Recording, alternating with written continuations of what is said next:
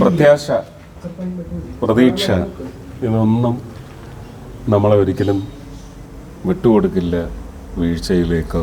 അല്ലെങ്കിൽ ചവിട്ടി താഴ്ത്തപ്പെടുമ്പോഴും അപ്പോഴും പറയും അവനെ വാരി പുണരുക, അവനവൻ്റെ പടയാളികൾ നിനക്ക് വിട്ടുതരും. അപ്പോൾ പ്രതീക്ഷ എന്ന് പറയുന്നത് ഇല്ലെങ്കിൽ ജീവിതമില്ല. ഓരോ ദിവസവും നമ്മൾ അടുത്ത ദിവസം ഉണരും എന്ന് പറഞ്ഞാണ് ഉറങ്ങുന്നത്.